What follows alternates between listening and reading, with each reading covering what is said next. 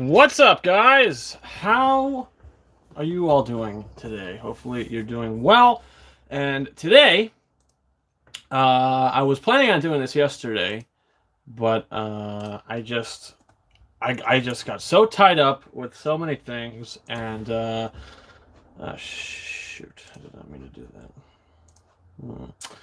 Okay, yeah. So I'm doing this today. Like I said, I got so tied up doing so many things yesterday.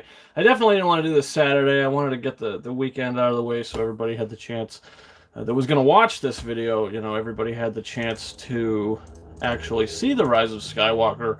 And if you don't catch this on the live stream, which isn't going to be too incredibly long because I do have work in just a little bit, so I just wanted to get my spoiler thoughts out there for this because there's so many damn spoiler reviews. So many people are talking about this movie. Is it a good finale? Is it not a good finale? And I've seen the movie 3 times now. I've seen The Rise of Skywalker 3 times now. And the first time I saw it, I came out kind of salty. Not incredibly salty, but a little bit salty. And I just, some of the decisions that were made didn't really stick well with me from the first viewing. But then I watched it again, and again. I've seen it 3 times, and for some reason, the second time watching it, onto the third time, things started to stick a little better with me, and the movie starts to flow a little better. Now, does it mean that this movie is great? No, I don't think it's great. Even after watching it for the third time, I do not think this is a great movie, but I think it's a good movie. I think this is a pretty good movie. In my original review, I gave it a 3. I would probably bump that up to a 3.5. For now. I mean, God only knows what's going to happen in the next weeks, months, years. Who knows? But as of right now, I do think I'm going to bump this up to a 3.5 because, A, this is such a fun movie.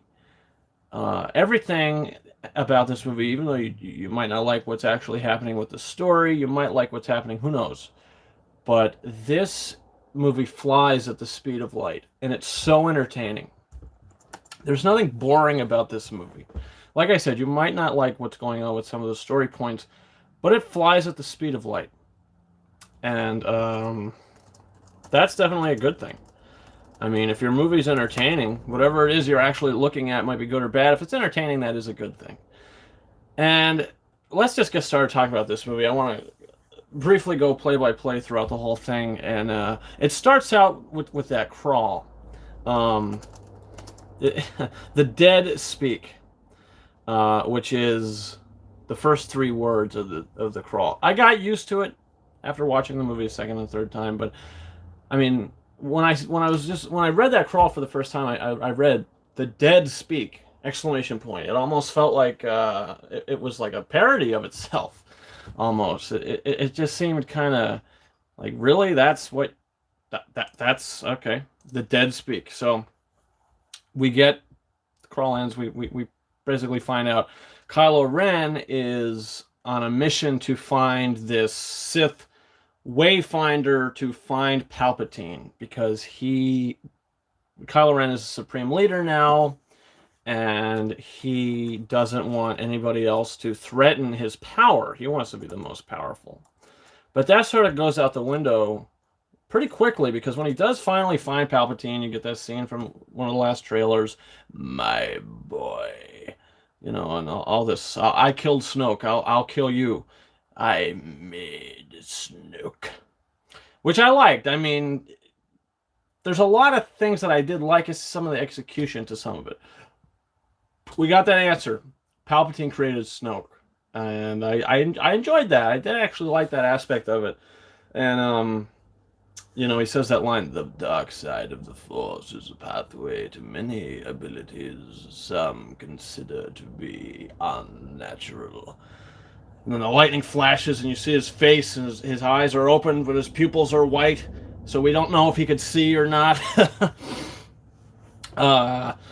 I did like the design. It was a little creepy. I mean, it's a little I don't know. It's a little freaky. Not that that's a bad thing, but I mean, it looks a little strange. Um, but yeah, so basically, Palpatine tells Kylo Ren, that he could give him everything, and you see all the Star Destroyers rising out of wherever they're rising out of, which was a little odd, like right after he said, because Kylo says, "What can you give me?" And Palpatine goes, "Everything," and immediately the lightning flashes, and the Star Destroyers all come out. And it's like, did you have this planned? Like, what exactly is going on here? This is a little coincidental and convenient how this happens right at this exact time. Um, but basically, he says, kill the girl, kill Rey, which is a big thing in this movie because Kylo Ren, that's his mission. He has to find Rey to kill her. So basically, Palpatine will give him to be the new emperor. He's not just going to be supreme leader now. He's going to be the emperor. Which I did like that aspect of it. But if you continue through the film, you get that light jumping scene. Poe and Finn, they're doing their thing. They're in the Falcon. They're getting this new information from a spy from the First Order. And we have to go to this strange area to get the thing to put into R2-D2. We'll find out later on. And who's the spy? Who's the spy? We'll find that out later on as well. And then you get the TIE fighters chasing them and the light skipping thing. I thought it was fun. It's entertaining. Even that opening scene. Is it a little like, wow, we're doing this right off the bat? Sure, but it is entertaining, I think. Extremely entertaining. We get back to the planet that the Resistance is on now. Their base is on now. We see Rey is trying to connect to the other Jedi. Which I think is a cool concept, she's trying to, be with me, and they're not with her at that time. We find out Leia is her master, which I do really like what they do with Carrie Fisher in this movie. How Leia is Rey's master. And I guess Leia fixed the lightsaber. Somebody fixed the lightsaber from the last movie. They don't tell you how that is fixed, but it is. It's fixed. And, she's running through the training courses. She still has the Force Skype thing with Kylo Ren, which I thought was pretty interesting. They really expanded upon that in this, which I'm not sure how I really feel about it. I think it's cool, how she could put the lightsaber over her back and then Ben could kind of do that Force Skype and grab it. They set that up when he grabs the necklace off of her, and he has the necklace now, so that's how he could track her to Pasana. I thought that was cool. But they did have to rush a lot of things in this movie. Like, sure, Palpatine's back, and now there's like 12 hours left until he is going to take over, and he's going to send his Starfleet out, and he's going to take over the galaxy again. That is something that doesn't really work for me 100%. How they say there's 12 hours and then it's going to happen.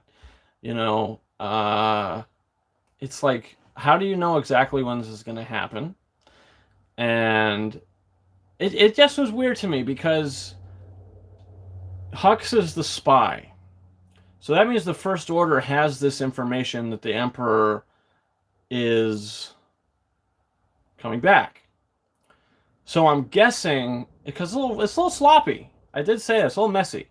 So I'm guessing what happened was Kylo came back, told the First Order what was on Exegol and what is being planned out there.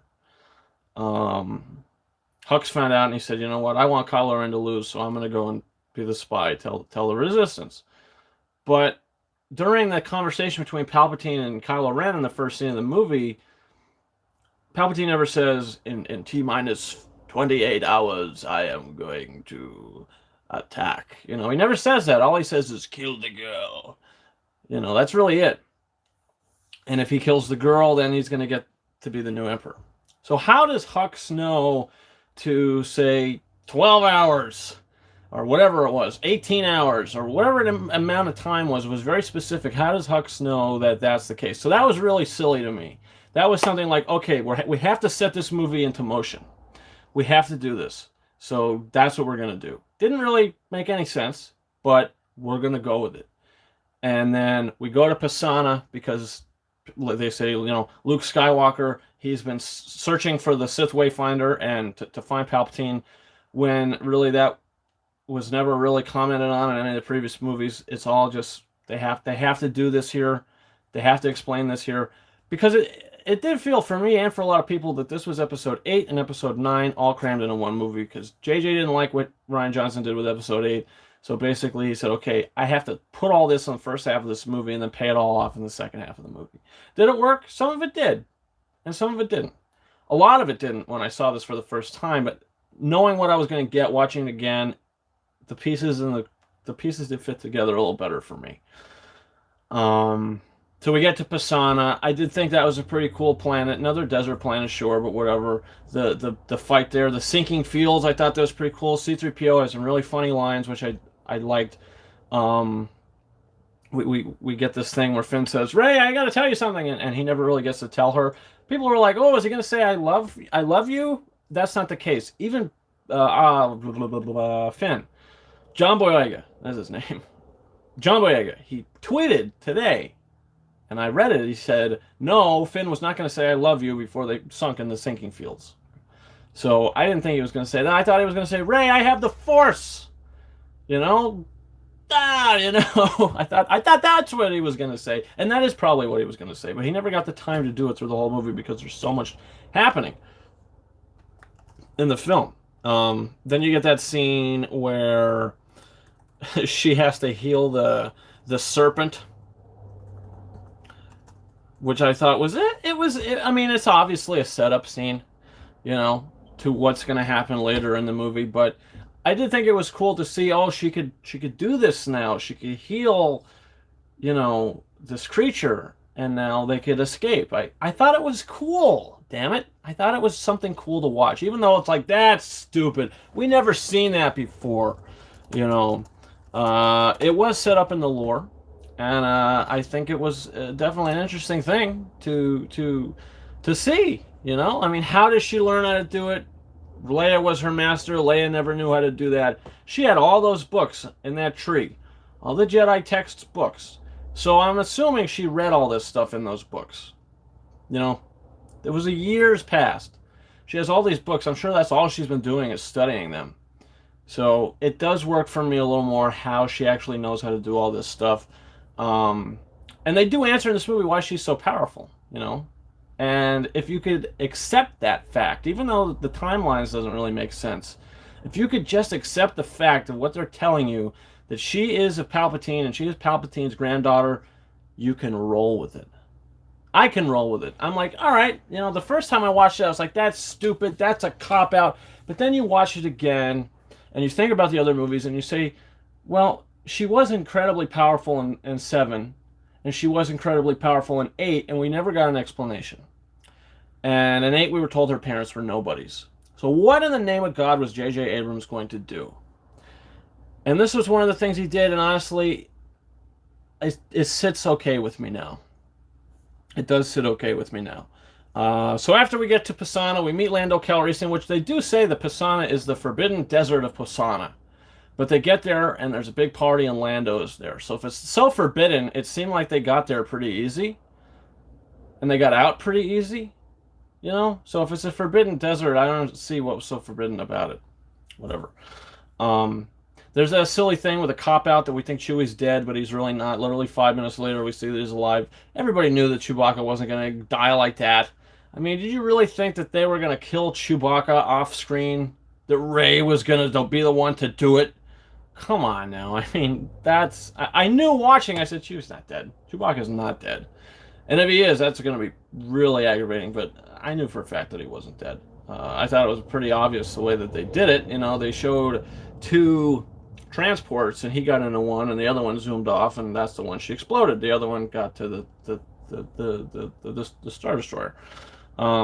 Which also leads me to the Knights of Ren, which I felt like were totally wasted in this movie. I feel like Rian Johnson didn't do a single thing with them in The Last Jedi, so JJ was like, well, I wanted them in 8. You know, I kind of set it up, but now I have to put them in this movie, and really the only role I could give them is let them follow people around.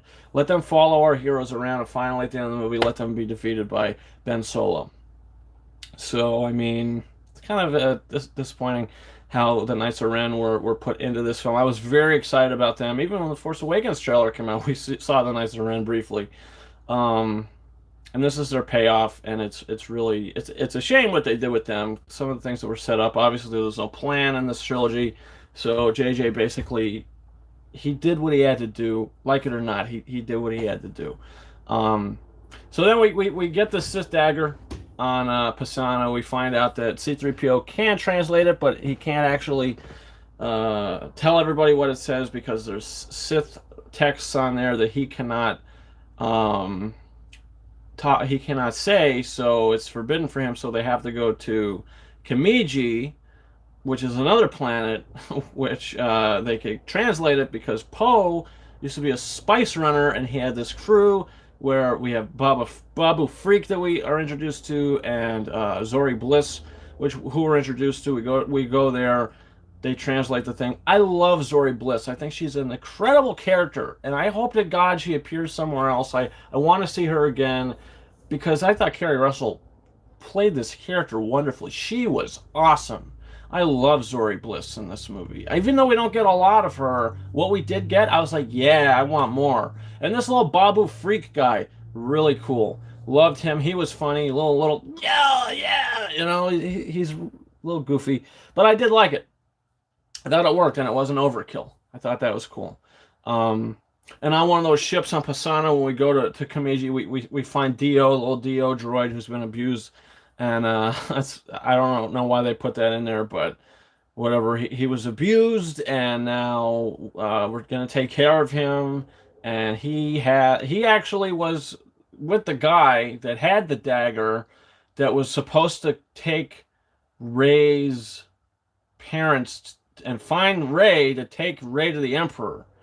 But I think they were on Pisana, and Rey's parents got murdered on Pisana.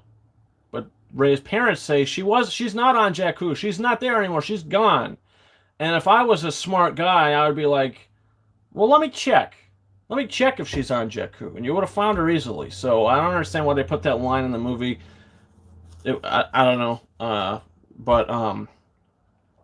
Yeah, so Rey's parents get killed by that guy. I don't even remember his name. You're supposed to care about him, maybe? I don't know. But I don't know. So Rey's parents are nobody because they choose to be nobody. Maybe they didn't like the Palpatine name. They realized the threat of it, so they said, we're gonna be nobodies. Did they have powers too, Rey's parents? Like, they never really explained that. Like, why does she have all these powers if she's the granddaughter of Palpatine?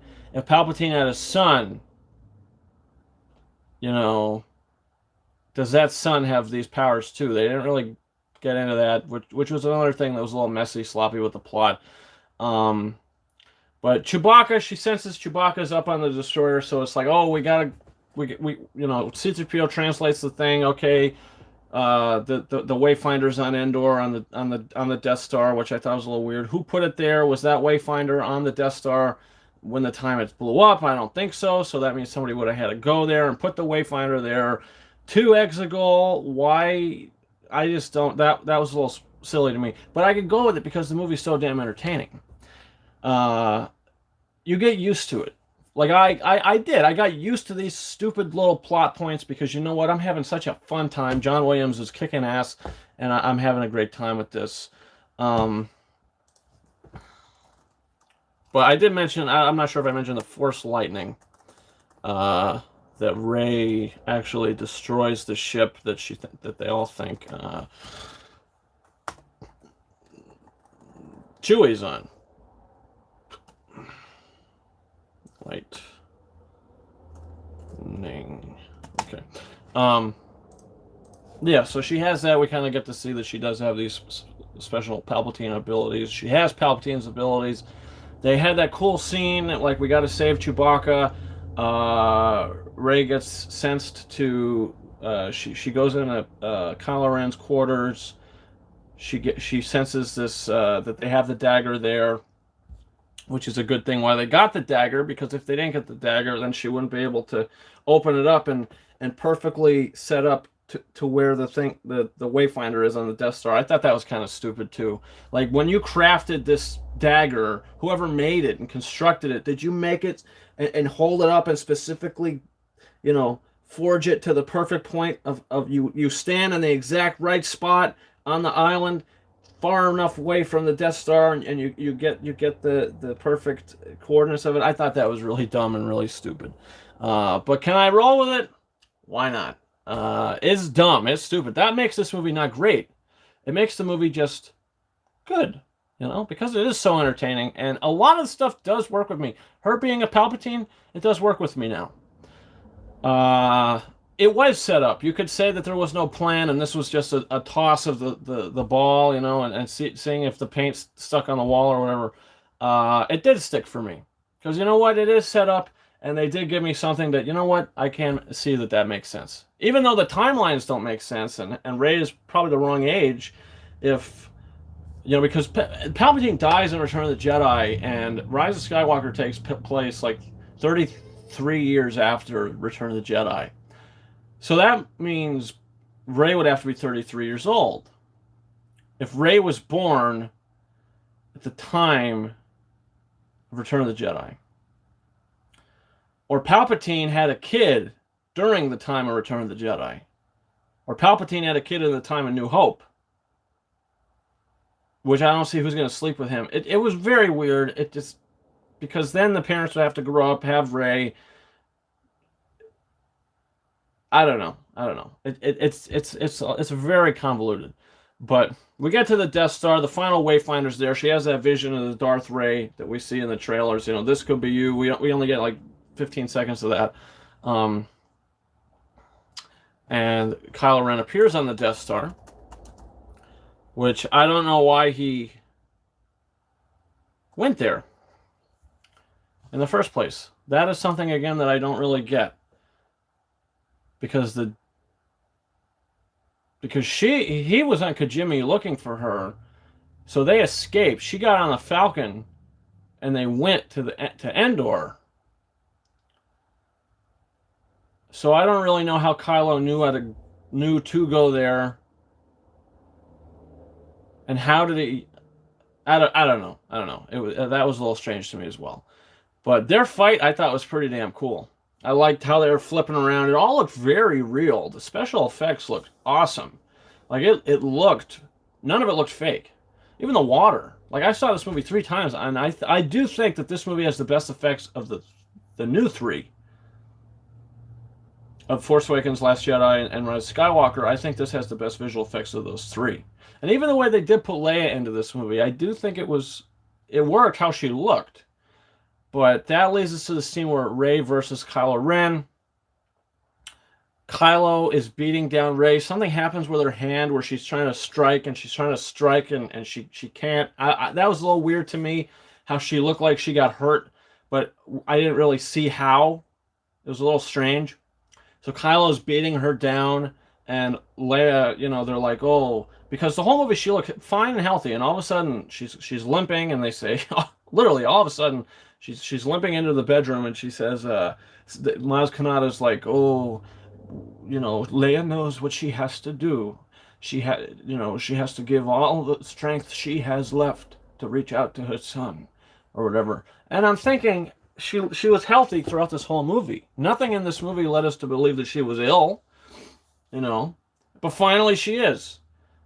So she uses the Force to reach out to Kylo, and I think she commits suicide in the process. That's what I got out of it. It looked like she stabbed herself in the chest. She went, bam, and she died. I think that's what happened. And I kind of like that she did that. Like, wow, this woman went this far to save her son. She had that much faith in him that she's going to take her own life. I did like that. I thought that was really cool. But if she's going to kill herself, then why is she limping to the bedroom? I didn't understand any of that. That was a little weird. That was a little strange. But I mean, Ben, he stops fighting. Like, he doesn't kill Rey. He senses the Leia's dead, and he's like, oh my god, my mom just killed herself reaching out to me. Like, oh my god. And that really changed things in his mind. Like, this, I didn't have the strength to kill my mother, but she had the strength to kill herself, for me. That's something. Rey doesn't realize it, stabs Kylo, then realizes it. This is one of the scenes that works for me most in the movie. This moment. This exact moment. Loved it. Absolutely dug it. And Rey realizes what happened, and she heals Kylo. She heals him because she feels bad for him. This is a beautiful scene. And I loved the music to where she heals him, and then she's looking at him, and then she stands up, and like before she gets up, that the music swells, and it's like, yes, John Williams. I thought that was pretty good. She steals Kylo's ship and goes to Octu. But why did she do that? I don't really understand why she wanted to stay there forever. She saved Kylo Ren. She healed him. Is it just because Leia killed herself or Leia died? Like, it was a little weird to me why she wanted to go to Octu, because even before that she said, I'm going to find the Emperor, I'm going to kill him. So it just didn't make sense to me why she went there. That was a little weird. And then Kylo Ren sees Han Solo. And it's like pretty much that scene from Force Awakens, parallel scene, hey kid, Ben, whatever. Harrison Ford was fantastic in the scene. Some people didn't like the scene, but I loved it because it takes his mother and his father to officially turn him light again. That did work for me. Leia's sacrifice and seeing Han Solo in his memory, and it's basically that same scene. I know what I have to do, but I don't have the strength to do it. And Han Solo, I know you do, son. You have the strength. And basically, he looks up and he says, Dad. I feel like he was going to say, Dad, I love you, thank you. And Han Solo just says, I know. And I love that. He takes the lightsaber and he throws it. I love that. Something JJ set up in Force Awakens that paid off here. Loved it. Excellent scene. And so we got to Exegol. And, Rey gets there, and Poe and Chewie and Finn, they're all back on the base. They realize Leia's dead. Chewie melts down. Really enjoyed that too. And they see on the map that Luke Skywalker's X-Wing is going to Exegol. And Finn says, that's Luke. That's Rey. Because he senses it in the Force, because he has Force abilities that really don't go anywhere. We don't really get a finale to that. This is basically part 2 of Finn's story. We don't know what the hell is going to happen. I want to see what happens to Finn. How he progresses in the Force, because we don't get that. So, Lando comes back. He says, I'm here, probably because he figured out Leia died, and he got a signal from somebody, message from somebody that Leia died. So he basically went to mourn her or go to some kind of funeral service or whatever the case was. And he's there, and he's like, okay, we'll fight, we'll fly. Chewie, Lando get the Falcon. We all got to go to Exegol, blast out their shields, whatever. It worked for me for the most part. It was just a little weird how Lando goes in the Falcon, and he looks around, he smiles, but the whole part in the Solo Star Wars story where L3 is part of the ship now, I mean, maybe Lando's just looking around, that smile, he's remembering her, because in the original trilogy, he doesn't mention L3 either, so maybe that was it. It was just something I thought about. But yeah, you have that whole final battle. Kylo Ren fixes one of the TIE fighters that were on the destroyed Death Star. Don't know in the name of God how he did that, but he did.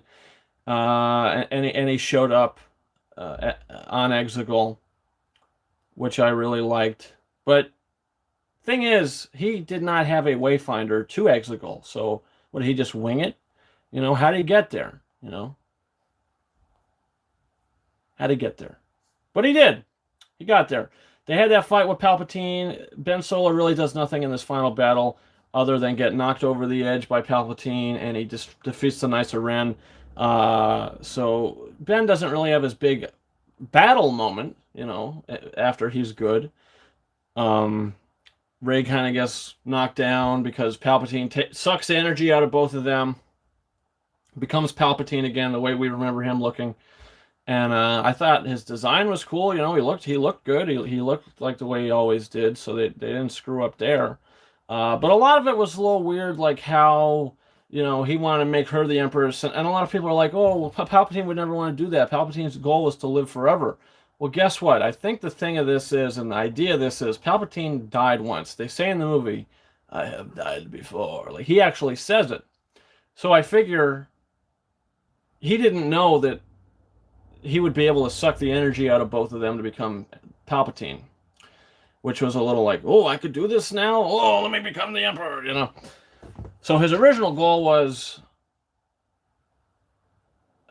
basically, let Rey kill me. I will go into her. My spirit will go in her, and I will possess her. Basically, she will be the Empress, and we'll be one. But then when he realized that he could suck the energy out of both of them, because I don't think he was expecting Kylo Ren to be there, which he was, whatever, he sucked the energy out of both of them. He says, oh, okay, this is my new plan. I want to be the Emperor again. A little messy there, sure. Even though in the beginning of the movie he says, kill the girl. He tells Kylo to kill Rey.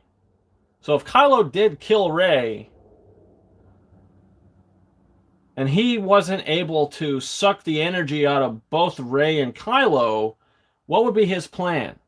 Would he want Kylo to kill him, and he would be the new Emperor? I'm guessing so. I'm guessing that would be it, because he said, kill the girl, and I will make you the new Emperor. But I think that would probably be it. That makes sense. It does. It is a little messy, but it makes sense. So Palpatine, he's back and he's shooting lightning. I thought that was pretty cool. He stands there and he goes, and all the lightning, shoots out of his hands and it's destroying all our ships. That was pretty damn cool. And Rey's just, she's laying there. She's like, oh, this is it. Be with me. If I'm going to die now, just be with me. Looking at the stars, and we hear the voices of all the Jedi, Qui-Gon, Mace Windu, Anakin Skywalker, Yoda, Obi-Wan Kenobi, everybody you hear. And they're like, Rey, you're the only one right now to save the universe. We are all with you. Rise, rise, rise. And she feels it. She's okay, here we go. Which I did like that. But what I didn't like is how she kills the Emperor. Because Palpatine just shot lightning out of his fingers and is literally destroying all sorts of X-Wings and starships. But he tries to shoot the lightning at her, and she takes one hand and she's blocking it. Okay. Which you can't say is something that happened in the past. Mace Windu was able to block it in Revenge of the Sith, even though it did a lot of, electrocute his face. That's why he looks the way he does in Revenge of the Sith. But if you remember in Revenge of the Sith as well, when Palpatine does that to Yoda in their battle, Yoda's lightsaber goes flying. So he basically has to absorb it all in the Force. But maybe his lightsaber went flying because Yoda wasn't fully expecting it. He's tiny. Whatever. I don't know. But my point is, she walks towards him. She gets the other lightsaber. She's, walking towards him. I am all of the Sith, Palpatine says. And she goes, well, yeah, I'm the Jedi. I'm all the Jedi. And she's walking towards her. And Palpatine realizes that something's up. Instead of stopping, I don't think he can stop unless he... I don't understand that. Even Return of the Jedi I just rewatched again. At the end of that, when Darth Vader picks him up after he's electrocuting Luke, he doesn't stop. There's still lightning going from his hands, which ultimately electrocutes Vader and all this. So it's weird. It's weird that he can't stop when he wants to. I don't know. That's a little strange. But basically all the electricity shoots back into him and consumes him and blows him up. But in all reality, Rey did kill Palpatine. She did kill him, and that's what he wanted. Kill me and my soul will go into you. So why didn't that happen? You know? Because she did kill him. Maybe not in the way he wanted, but she did, you know? I mean, he's the full emperor now. The full emperor. He was saying that his soul was going to go into her when basically he wasn't the full emperor. He was white pupil guy, you know? So now he's even more powerful because he's the full emperor again. So why didn't his soul go into Rey as he said it would? So that was a little stupid, you know? And then she dies. Why did she die in this scene? This is the biggest head scratcher to me. Why does she die in this scene? Why does she die? She didn't take any damage. I've seen this movie 3 times. She didn't take any damage. She kills Palpatine with the 2 lightsabers. She took no damage. But yet she drops the lightsabers and dies. Oh, I guess I'll die now. You know? Why? Why'd you die? What happened to you? You know? What the hell happened to you? Everything in space, you know, Lando comes with all the other ships. He got, you know, all the other friends from the people around the galaxy. I like that. You know, but Ben Solo, he got thrown in this pit. He hit the rocks. He went flying. Somehow he survived and crawled out of the pit. Hey, I'm still here. You know, oh Rey, you're dead. Let me crawl over to you because I'm beat to hell. You know, because I got tossed and I'm hurting. You know, but oh, I remember you healed me. So hey, this is something I've never done before, but I'm gonna heal you too. I'm gonna put my hand on you and I'm gonna heal you. I haven't been practicing the light side of the Force. I've been practicing the dark side of the Force. But hey, this is light side stuff. Haven't done it in a very long time. I'm gonna do it anyway. That was a little stupid. So he heals Rey. Rey survives. Rey wakes up. Ben, yeah, Ben. He's smiling. They kiss. Didn't really care for the kiss. And then he falls over. Kroak's dead. So that was a little strange. Why? He didn't have to die, you know? What the heck? They all go back to the base. Everybody's happy. You know, they have their celebration. Rey takes the Falcon. For some strange reason, she takes the Falcon. Why doesn't Lando keep the Falcon? What ship did Lando get to the base on? You know, what? I don't get it. But why didn't Lando keep the Falcon? Lando and Chewie. That Falcon should be theirs. But yet, Rey takes the damn Falcon. Takes it to Tatooine, takes Luke's lightsaber, takes Leia's lightsaber, buries them in the sand, which I thought was a cool scene. The music was great. She buries the thing, she stands up. This person comes walking by. Ooh, I haven't seen anybody here in the longest time. Who are you? You know, I'm Rey. Rey who? Oh, look, what do I see? Oh, I see Luke and Leia. They're ghosts. I'm Rey Skywalker, baby. That's it. At first, it didn't sit well with me why she took that name. I thought it was a big slap in the face. But then I realized, you know what? Leia was her master. And I think she's trying to pass down the name of her master. Pass down the legacy of the Skywalkers. Maybe that's what she's doing. I think that was the plan. And in that sense, it does work for me. Another thing that did cross my head in that final battle that didn't make any sense, when Palpatine goes, your master, Luke Skywalker, was saved by his father. The only family you have here is me. I'm thinking, well, Luke Skywalker wasn't her master. Leia was her master. Luke was never her master. You know, when she sees Luke on Ahch-To, she says, Master Skywalker, you know. But not because, you know, he was her master, because, you know, it's polite. He's a Jedi Master. He's Master Skywalker. When you're in school and you talk to your teachers, you know, you say, Mr. Jones or Mr. Smith or whatever. Miss Andre, you know, whatever. You know, it's polite. It's something like that. But yeah, I basically covered this whole damn movie. I mean, it is very entertaining. A lot of it does work with me now. Some of it doesn't work. Some of it is goofy. Some of it is really silly. But things that were set up in The Force Awakens do come to a close here, in somewhat of a satisfying way. And the only thing they really took from Last Jedi that they cared about was the Force Skype. You know. Other than that, off the top of my head, that's really it. I mean, Rose really had nothing to do in this movie. Dominic Monaghan, I thought he was in this movie as a resistance fighter, and he had all the answers. You know, how did Palpatine return? Well, Sith cloning, you know, Sith science, you know, cloning, something that they were working on for years, you know. How do you know this? Who knows? When the Sith transmission came up and the Sith signal came out to all the stuff, oh, what is this? And he comes over and he reads it. How do you know what that says? I don't think it was in your language, but whatever. Well, a lot of tiny things like that. But like I said, a lot of it worked. Some of it didn't. A lot of it did. Very fun movie. Very entertaining movie. John Williams music. 10 out of 10. Excellent music. I mean, that's not a surprise. But, yeah, those are my thoughts on Star Wars The Rise of Skywalker. Honestly, after watching my first review to this, saying it 3 times, my thoughts on the movie did improve. I'm going to give this 3.5 out of 5. My first video I gave it 3. I think I'd bump it up to a 3.5. And I think I do like it slightly better than The Last Jedi. I don't think I like it better than The Force Awakens.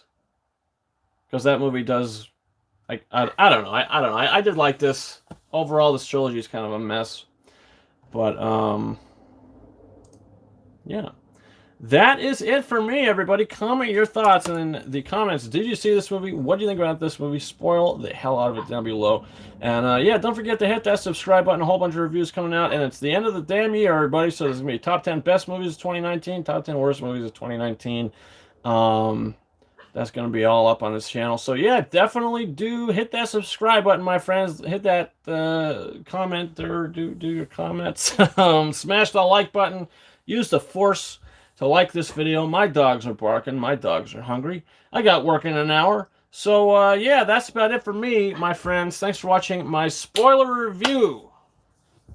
42-minute spoiler review, holy cow, of Star Wars The Rise of Skywalker. And, guys, until next time, over and out.